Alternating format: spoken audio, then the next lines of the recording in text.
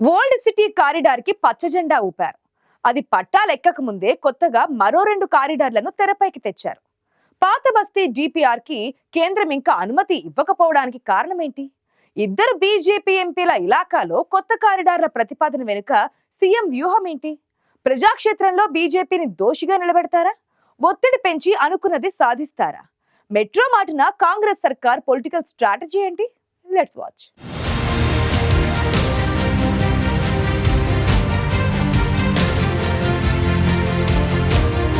గాడిద గుడ్డు. ఎన్నికల ప్రచారంలో అధికారంలోకి వచ్చాక కూడా కేంద్రం ఏమిచ్చిందంటే కాంగ్రెస్ చూపిస్తూ వచ్చింది ఆ గుడ్డునే. తెలంగాణ రాష్ట్రం నుంచి ఇద్దరు కేంద్ర మంత్రులున్నారు. ప్రభుత్వంపై వారు చేస్తున్న విమర్శలకు కేంద్రం నుంచి మీరేం తెచ్చారంటూ సీఎం రేవంత్ రెడ్డి నుంచి కౌంటర్. సీఎంతో పాటు అధికార పార్టీ నేతలు పదే పదే అదే ప్రశ్న అడుగుతున్నారు. ఇక కేంద్ర బడ్జెట్లో రాష్ట్రానికి అన్యాయం జరిగిందంటూ అసెంబ్లీలో ఏకంగా తీర్మానమే చేశారు.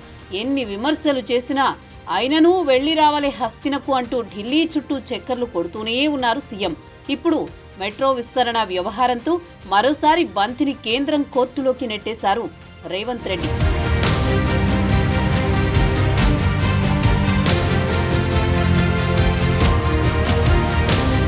అధికారంలోకి రాగానే పాత బస్తీకి మెట్రో విస్తరణపై నిర్ణయం తీసుకుంది కాంగ్రెస్ ప్రభుత్వం. హైదరాబాద్ పాత బస్తీ మెట్రో రైల్ ప్రాజెక్టు 4 ఏళ్లలో పూర్తి చేసి తీరుతామని అసెంబ్లీలో ప్రకటించారు సీఎం రేవంత్ రెడ్డి. కేంద్రం నిధులిచ్చినా ఇవ్వకపోయినా పాత బస్తీ మెట్రో పూర్తి చేస్తామని చెప్పారు. వచ్చే ఎన్నికల్లో చాంద్రాయణగుట్టకు మెట్రో రైల్లోనే వచ్చి ఓట్లు అడుగుతామని ప్రకటించారు. బీఆర్ఎస్తో దోస్తానా ఉన్నా పాత బస్తీకి మెట్రో రైలు సాధించుకోలేకపోయింది ఎంఐఎం. ఊరిస్తున్నారే తప్ప ఓల్డ్ సిటీకి మెట్రో మాత్రం రావడం లేదన్న అక్బరుద్దీన్కి ప్రాజెక్టుపై భరోసా ఇచ్చింది రేవంత్ సర్కార్.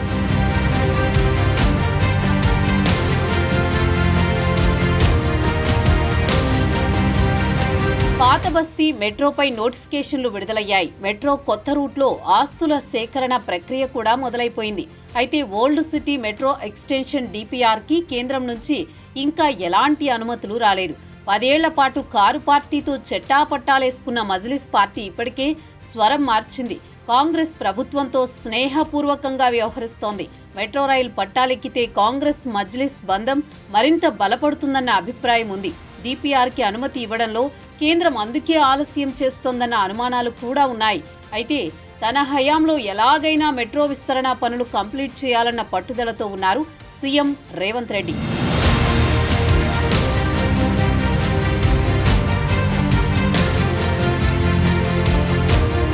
పాత బస్తీ మెట్రో డిపిఆర్కు కేంద్రం నుంచి అనుమతి రాకుండానే మరో నిర్ణయం తీసుకున్నారు తెలంగాణ సీఎం. న్యూ ఇయర్ కానుకగా హైదరాబాద్ ప్రజలకు గుడ్ న్యూస్ చెప్పారు.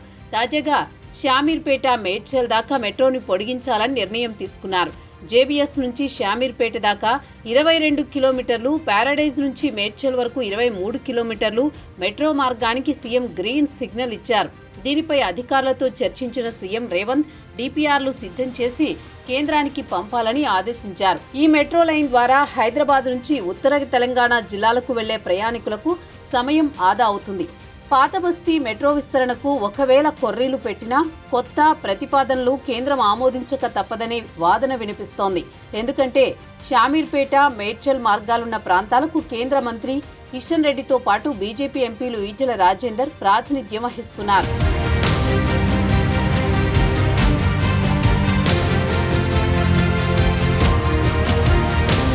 కేంద్రం డిపిఆర్ని ఆమోదించకపోతే తమ నియోజకవర్గాల్లో మెట్రో విస్తరణకు ఏమీ చేయలేకపోయారని అపనిందలు ఎదుర్కోవాల్సి వస్తుంది. దీంతో ఆ ఇద్దరు అనివార్యంగా సహకరించేలా చూసేందుకే ప్రభుత్వం వ్యూహాత్మకంగా మెట్రో విస్తరణ ప్రతిపాదనను తీసుకొచ్చినట్లుగా భావిస్తున్నారు. షామీర్పేట మేడ్చల్ డిపిఆర్కి అనుమతించి పాత బస్తీ ప్రతిపాదనను పెండింగ్లో పెట్టినా కేంద్రంపై విమర్శలు తప్పవు. అందుకే రేవంత్ రెడ్డి తెలివిగా షామీర్పేట మేడ్చల్ రూటుతో బీజేపీని ముగ్గులోకి లాగినట్టు కనిపిస్తోంది.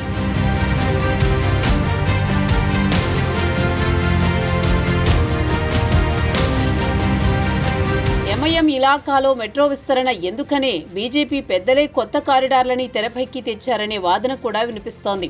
తమ ఎంపీలు ప్రాతినిధ్యం వహిస్తున్న నియోజకవర్గాలు కావడంతో స్వామి కార్యం స్వకార్యం రెండూ జరుగుతాయనేది బీజేపీ ఆలోచనగా చెబుతున్నారు. తమ నియోజకవర్గాల పరిధిలో మెట్రో విస్తరణ ప్రతిపాదనకు బీజేపీ ఎంపీలు చొరవ చూపక తప్పదు. అందుకే కేంద్రం నుంచి అనుమతులు తెచ్చుకోవాల్సిన బాధ్యతను రాష్ట్ర ప్రభుత్వం వారి భుజాలపైనే వేసినట్లయింది. మరి రేవంత్ పొలిటికల్ గేమ్లో బీజేపీ ఎంపీల రోల్ ఎలా ఉండబోతోందోనన్నదే ఇప్పుడు డిస్కషన్ పాయింట్.